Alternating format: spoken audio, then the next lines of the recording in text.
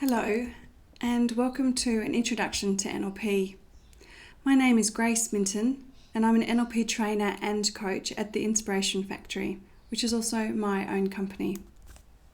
Today I'm going to talk about a few things that I get asked about a lot about NLP. What is it and where does it come from? Some of the foundation concepts. How do different people use it? And one of my favourites, why are the different courses for the same NLP qualification so completely different? Last of all, if you're not interested in learning an NLP practitioner qualification, but you still would like to know more about NLP, I'll discuss some options. Starting with what is NLP?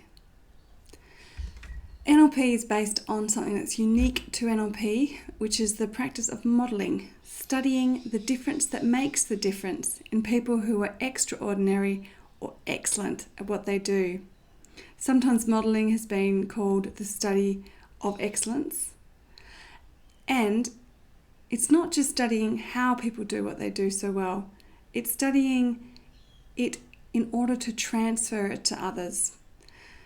So when we do modelling, we're interested in asking, how do they do what they do? How do they do it in ways they don't even know they do it? What is their unconscious competence? And how can this be transferred to others? It's also very much influenced by the theory of and field of linguistics, which provides an understanding of how we create meaning, our own personal map of reality that is fundamental to NLP. Lastly, as a result of all this, as a result of modelling some of the top therapists of the 1970s across different theories of psychology and combining it with some of the really fascinating theories of linguistics and how human beings make meaning, NLP is a collection of tools for creating change in how we think, feel and behave. It's an extremely powerful personal development methodology. You may come across it if you go to a personal development training of any kind. What does the NLP actually stand for? The N stands for neuro, because even 30 years ago, what people were talking about everywhere all the time now in terms of neurology and neuroscience and neural connections, a lot of that had already been discovered. And the founders of NLP were very interested in this discovery that everything we did was based on neural connections, neurons wiring together, and on the understanding that that wiring could be changed. So all our behaviours and our thinking and our feelings were based in neural connections, and those connections were changeable. It's also heavily influenced by linguistics, the theory of how we make meaning through language and how these meanings determine our experiences is very much a part of an NLP practitioner's way of thinking. Finally, the P stands for programming. As a result of the wiring of a lifetime and the understanding of how we're making meaning, we also know that we have programming, patterns of behaviour, wiring, that is the basis of everything we do. Some of those things are really working well for us, and some of them are not giving us the outcomes that we'd like in our life or our work or the world. So the P for programming is both about what we may be awesome at and also what we might like to or choose to change. Where does it come from? The founders of NLP are John Grinder and Richard Bandler. And they were both linguists at the time that they started NLP, but they also had backgrounds in other things such as systems theory or how things interconnect and interact in complex systems. They went out in 1970s California and they modelled the top therapists of the time. The founder of Gestalt therapy, Fritz Perls, the founder of family therapy, Virginia Satir, and the top hypnotherapists of that century, Milton Erickson. All of these therapists were achieving transformational change with people through conversation. And Grinder and Bandler were curious to know how were they doing this through language, and could this skill be transferred to others? All of them had vastly different theories underlying their work. Gestalt family therapy and hypnotherapy all work from different theories. They were all achieving extraordinary results with people. So the first modelling project asked, how do these therapists create transformational change through conversation, language, and can others learn to do it? Can it be transferred? And luckily for us, the answer was yes, it can. And these are some of the foundation concepts that came out of that. One of them is this understanding that at any one moment in our way of being, we have an internal process, which is what we're thinking, not just the internal process of the voice, our self-talk, which we're usually very conscious of, but also the internal process below the voice, meaning the pitches and the sounds and the sensations that also make up our internal process at a deeper level. And we also have a state or mood, even if we're feeling neutral, like it's not strong enough to give an emotional word, we are still experiencing a state. Finally, we will always have a physiology, a physical presence, and this may be just a posture, or it may be as big as a whole behaviour that we may be able to describe. And all of these things are connected in a loop. They influence each other. What we think influences how we feel. What we feel influences what we do. And vice versa, a physiology or posture can influence how we feel. And how we feel may influence the meanings we create. So this is an example of a system that's very much connected. And most people these days see this and think, well, yeah, of course. A long time ago, this was up against an idea that our mind and our body were split in different systems. Now most people can see that pretty clearly how we feel is connected to what we think, and how we behave is coming out of all of those things.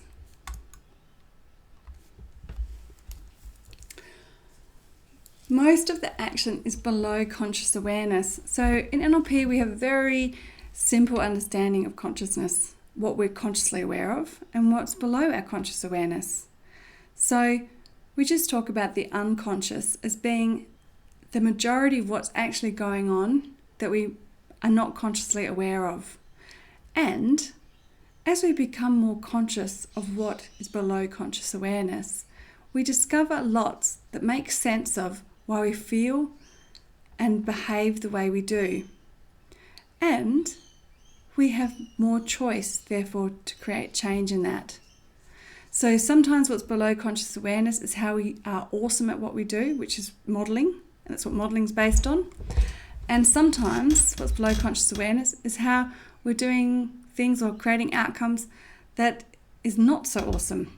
They're things that we want to change and have more choice around. This model here, the process of making meaning, is sometimes called the NLP communication model. And it describes what's going on. That in the external environment, the human being is receiving through our senses in a single second 2 million bits of information through sight, sound, touch, taste, smell. We can receive 2 million bits of information in a single second from our external environment. And most of us would go, are you serious? 2 million bits of information? That can't be. And that's because we have a lot of perceptual filters operating. And we're only able to be aware of about 126 bits of information in our conscious minds. So we select what we see and hear, and this is a great system. People believe that if we couldn't select it out and filter it out, it's very hard to function. So this is a great system for being able to function. However, it also explains why we all have such different understandings of what's actually going on in the outside world. Because We take those bits of information and we generalize, distort, and delete. So we delete lots, we don't even notice it, process it. We distort, which is the act of the imagination. So when you exaggerate, for example, that's an example of you distorting. And we generalize, which means we see one dog and we understand a lot about what to expect from that dog based on everything we know about dogs as a category. So through the process of generalizing, distorting, and deleting, we create an internal representation of the external reality that's going on around us. Which is why you can attend a meeting or an event with a bunch of people and then talk about it later with some of them and hear them describe things that make you wonder if they're talking about the same event. And in fact, they always are. It's just that they've got different perceptual filters. They've generalized, distorted, and deleted in different ways. In NLP, this is the basis of the fundamental assumption that the map is not the territory. As individuals and human beings, we all have different beliefs, values, experiences from the past, and expectations of the present that create different perceptual filters.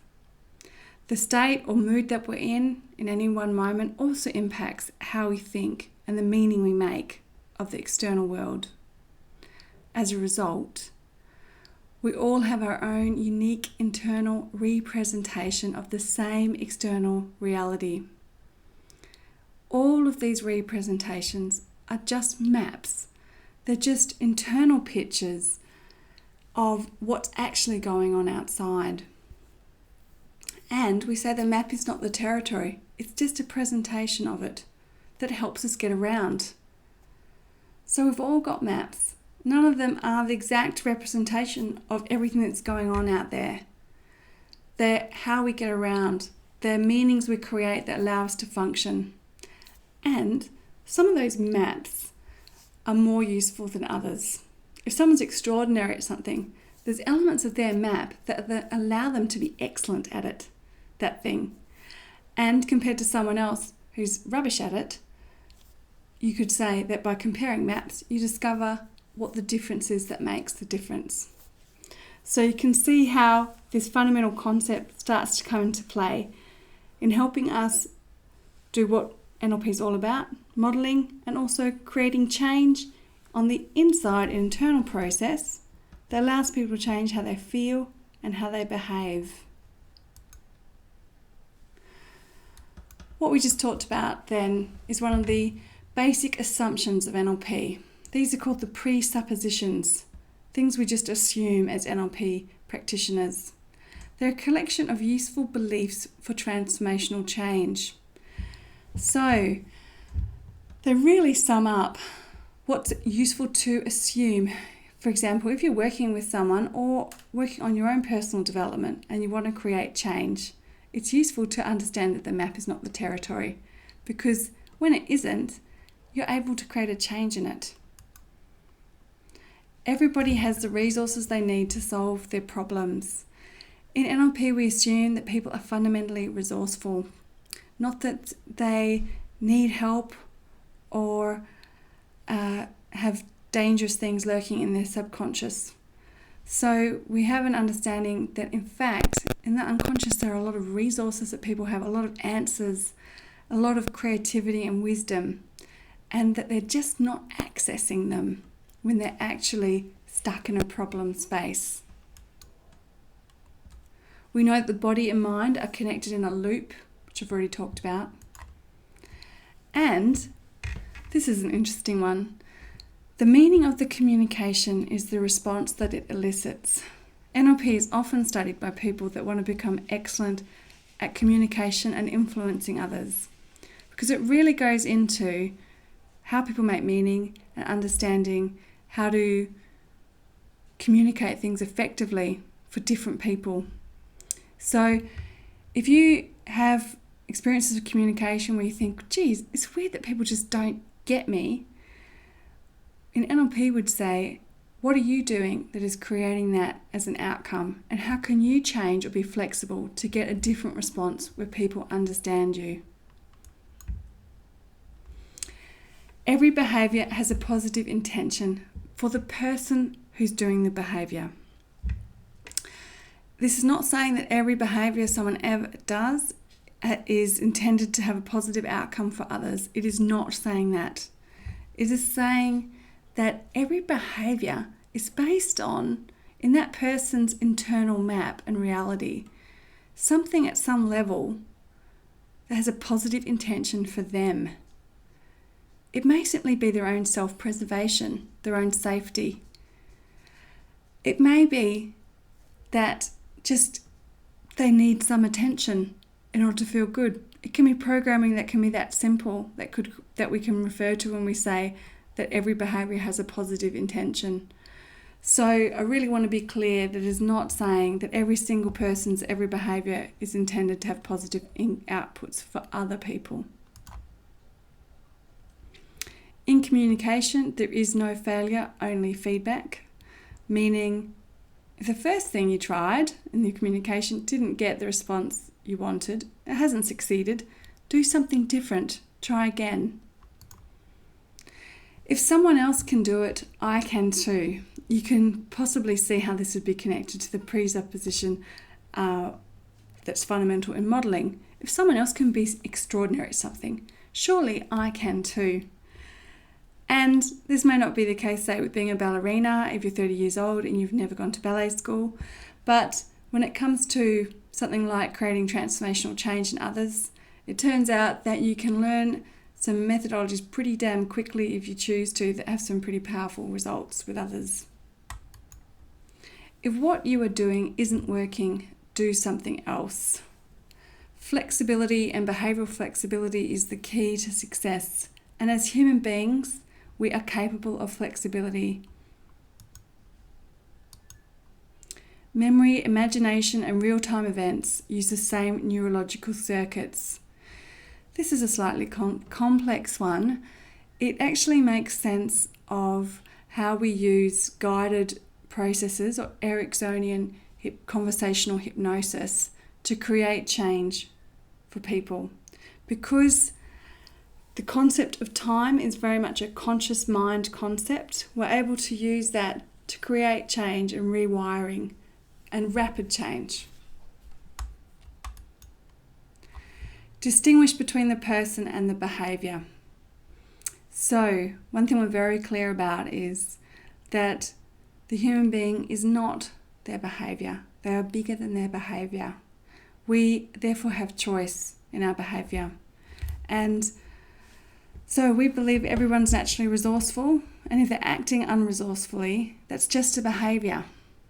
And you can see that this might make quite a difference in knowing that it's possible to create a change. We also know that most communication occurs from one unconscious to another unconscious, meaning the majority of what's going on is going on non-verbally.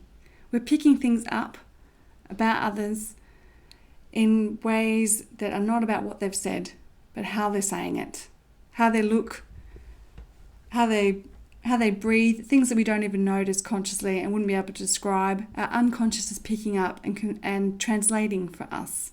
And the same is going on with that person and our non-verbal. So, NLP practitioners are often known for being very good at reading non-verbal behaviour because we become conscious of that unconscious process of the things that we're picking up unconsciously.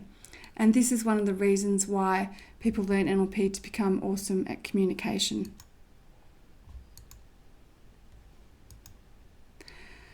We also learn a couple of linguistic models. So the meta model is the language model or way of speaking and listening that was based on Virginia Satir, the founder of family therapy. This is the awesome model for getting down and discovering what does someone mean by what they're saying. When they say strategy, what does strategy actually mean to them? Because when you ask these questions of different people, you'll discover that they're actually describing different things. They have different meanings at a deeper level. And as we get more specific and go into that level, they also discover what things mean that they weren't consciously aware of. This process opens up choice in how they're creating meaning.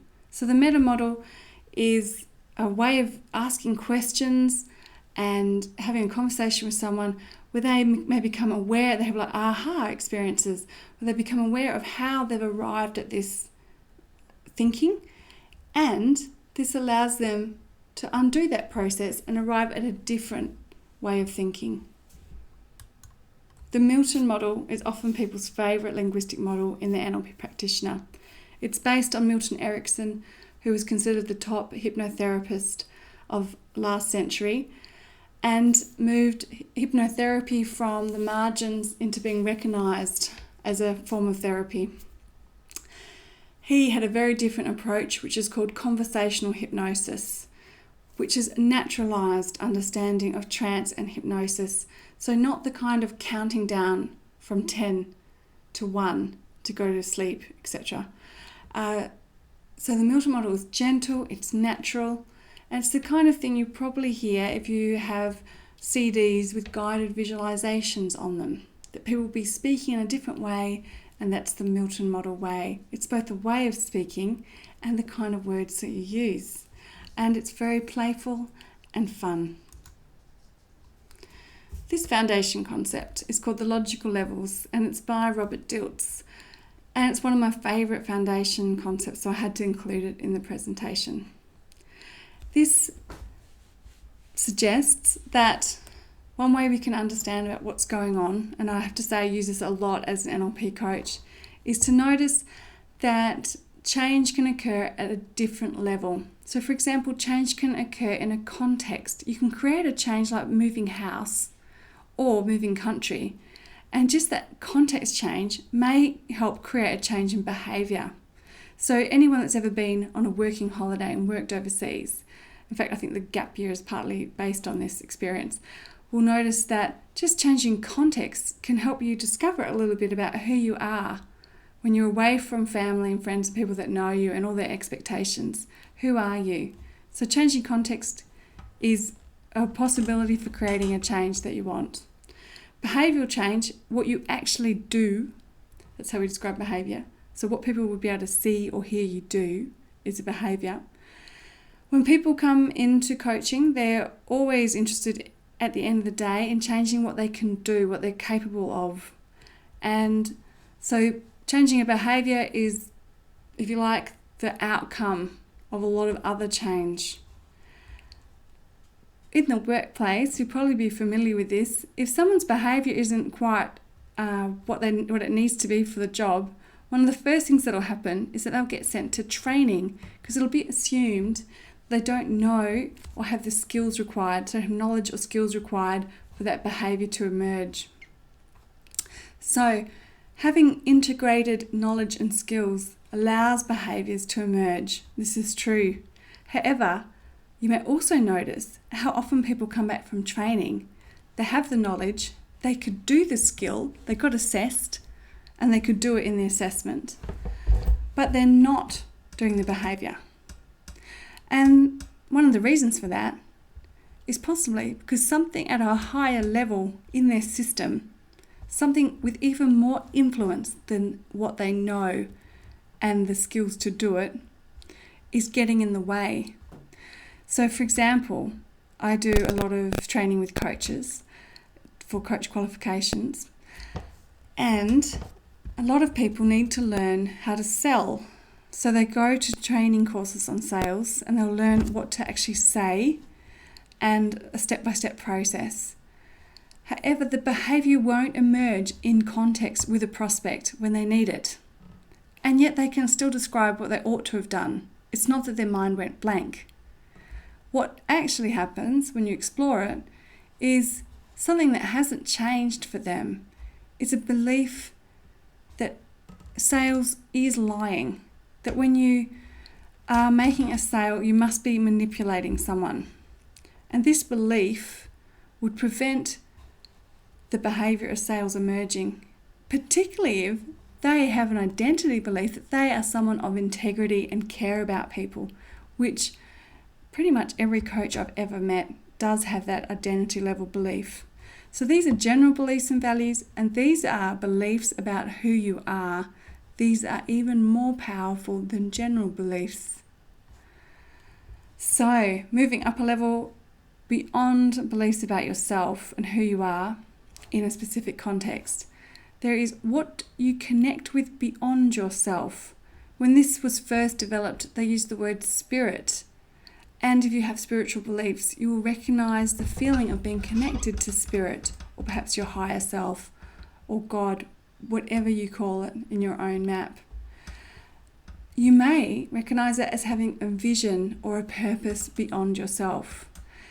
And if you've experienced this level of meaning and purpose, you will also know that it's not just a theory, that there's a kind of energy that goes with it, that you are strongly motivated and resourceful when you're connected to it. So we also say that as you go up the levels, you also go up the levels of energy, of what's possible. So each level is stronger in energy than the last. And so you can probably see how useful this would be if you are thinking about working with someone and trying to think about how to help them create a change, to spot that they don't know what to do versus, they have a belief about who they are, and that is contradicting what they actually want to do. Moving on from this and the foundation concepts to how do different people use it. It's massive in personal development and coaching. So coaching is based on an assumption that people are already resourceful, and NLP and coaching are a marriage made in heaven, because it's a massive toolkit for how to create change with people that doesn't require that they go into the past to create that change. So unlike a lot of therapies which require the client to think about the first time that happened, or how did they feel when something happened in the past, NLP does not require that of people. So it's very popular as a methodology for coaches that would like to work deeply and help people create change rapidly. Leaders, it's very popular amongst leaders, entrepreneurs and managers, because knowing the stuff about yourself helps you be more empowered.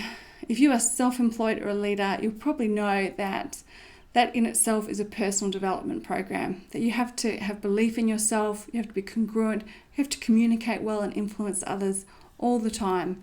So it's not about just learning it for the ability to help and influence others, it's also about learning it for your own self-management, to be the best you can be. Last of all, NLP gets applied to specific topics for people to be good at certain things.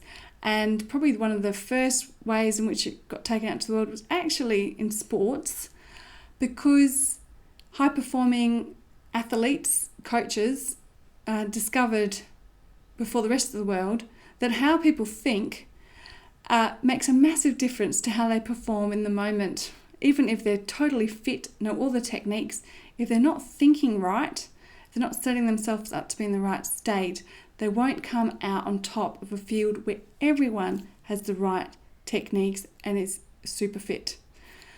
The other way in which it's been used is in sales. So many people who've attended sales training may recognise some of what I've said from sales training. However, that is not pure NLP. It's NLP applied to sales for the intention of influencing people to make a sale.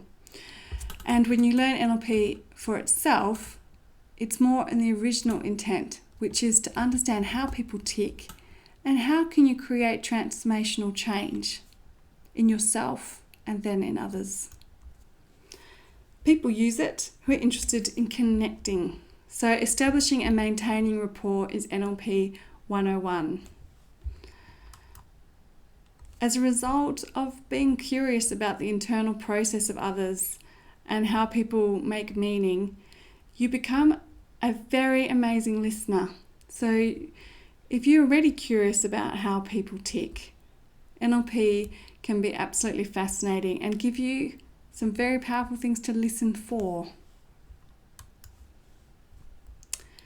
It's famous as a brief method, which means powerful change is possible quickly. As an NLP coach, I very rarely work for longer than 5 sessions with someone on a behavioural change. And some of those changes have included things where the client has asked me at the very beginning in the first session, I think it's going to take 2 years. Will you be around for 2 years? So 4 sessions later, and that person had created the outcome and the change that she wanted. It's a very powerful method. It's famous for a fast phobia cure, so 20 minutes to remove a phobia. Getting rid of a feeling from the past, 30 to 45 minutes. Changing a belief that doesn't serve you in 30 minutes. And resolving an internal conflict in 30 to 40 minutes. So this might be hard to believe unless you see it or experience it, which is why we often introduce NLP with in-person events. People also learn it to be of service, and many of the people that come to my training are interested in this because I am a coach, and for coaches being of service is a strong value.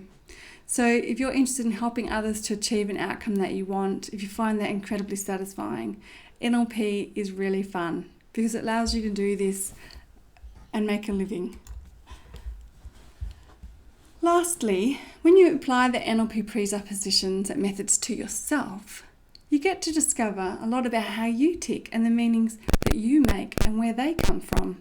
And this helps you discover your own path, which really helps you live a life from your own authentic self. To make your life and work an expression of your authentic self is to be congruent and happy with who you are in the present and not simply striving for a future goal. So NLP is not just about others. It always has to start with yourself. And now, thinking about learning it, if you are interested, you may have noticed that as you look around, you'll find courses that are e-learning courses offering you an NLP practitioner qualification. Courses now I've seen of 2 days offering NLP practitioner qualification. So what you need to know is that only 12 years ago when I learned NLP, the courses were 18 days long. And when it started, it was even longer. It was over 25 days long to be an NLP practitioner. So unfortunately, NLP training is an unregulated industry. It's cheaper to offer a shorter training. However, there is no magic technique that makes it possible for someone to squeeze in 18 days of skills and learning in 2 days. That is not a truthful statement. So when you go to a 2-day course, you will simply come out with less learning. You won't necessarily be able to work with anyone else or even understand very much about NLP, but you may have a certificate. I'd like you to know that anyone could print off a certificate and send it to you and there would be no legal ramification. And that's why it's possible to offer any kind of training and say that it's an NLP practitioner course. So if you're looking for one that is run with integrity for the purpose of building skills and helping you access the real benefits that are possible with NLP, I suggest you look for one with an independent standards board, as in the standards board is not owned by the trainer's own company, where they give themselves their own seal of approval. And another way to notice it is that how many participants to trainers there are in the room. So in my training, I have a standard which is an old standard, meaning 12 participants to 1 trainer. If we get over 12 participants, I need to get another trainer to co-train with me. I always have an assistant, no matter how small a class. This allows me and the assistant, who's a graduate, to circulate and supervise people as you practice all these different tools and methods one after another. So in my training, you do learn how to create a belief change, how to change a feeling from the past, how to remove a phobia in 20 minutes. And all of those things are quite complex and they require practice and supervision, because sometimes things that don't go to formula happen. And it's only through seeing this happen and how to respond that you really learn how to be competent enough to do it alone, to do it with friends and family. So if that's what you're interested in doing, make sure you attend a skill building NLP practitioner and not just a personal development experience. A personal development experience looks like a seminar with 60 to 100 people in it, a single trainer on the stage, music pumping, slides, and no experiences that do not just involve someone else guiding you over the microphone. So no experiences in pairs of anything particularly skillful. In a real NLP practitioner, you will see a demonstration live. You will then experience doing the process with someone else and having them do it with you. Then you will get help with that if you need it, and you'll get to talk about it at the end. And that's what most people need to learn anything, but especially something as unusual and as magical as NLP.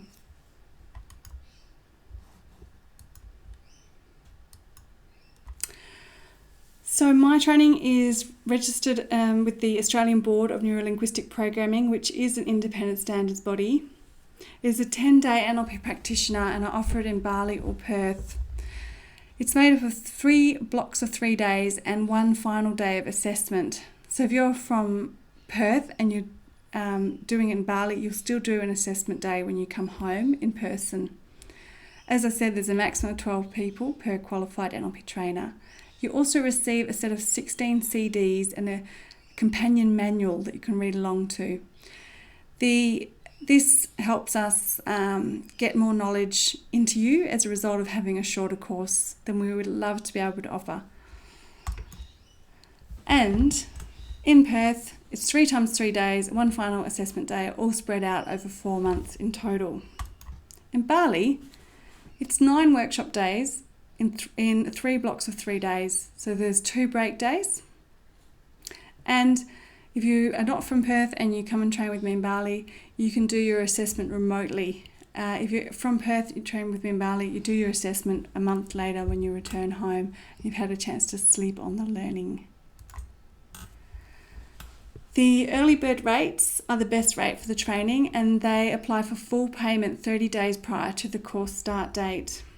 In Perth, that is $3,000, and in Bali, the cheapest rate, which is a twin share rate, is $3,927. The Bali experience is absolutely luxury and the food is gourmet. It's in the mountains and I can't talk it up enough. So all these prices include GST and all the materials. What if you can't attend NLP practitioner, but you'd still like to access NLP coaching and you're not sure that you can even pay for an NLP coach? This seems to be a common experience, which is why I've started the Inspiration Factory coaching community. The community offers our NLP, coaching and MBIT graduates an opportunity to get together online and continue practicing with each other in pairs and groups. But it also offers other people who've done a shorter course, a 4-day Foundations of Coaching course, to swap coaching with others and stay connected to a personal development community that runs group coaching on specific topics. So the coaching community is pretty exciting. The 4-day Foundations of Coaching course includes quite a bit of NLP and provides just enough skills for you to swap coaching with someone else and to attend a group coaching with one of our graduates. If you want to learn more about NLP specifically and starting with the knowledge, you can purchase the manual and the 16 CD set in the NLP Home Study program and have 4 30-minute Skype sessions with me. You'll receive a $300 discount if you go on to attend our NLP practitioner later. Finally, you can experience NLP as a coaching client. We offer a 45-minute coaching session online as complimentary for anyone that's seriously considering entering a coaching journey and needs to meet the coach and explore the topic and the outcome and what it would be like to be in NLP coaching before they can decide. That's pretty normal, and we offer the 45-minute coaching complimentary session to help people with that. So please don't hesitate to take us up on that offer. Thank you very much for listening as I talk about one of my favourite topics, NLP. And I hope that you will use the form below this video to get in contact with us, and feel free to ask about anything that I talked about that you're interested in. Whether it was opportunities to learn more or just any questions you may have, I will receive the form by email and reply to you. Thank you again for taking the time to listen to this introduction to NLP.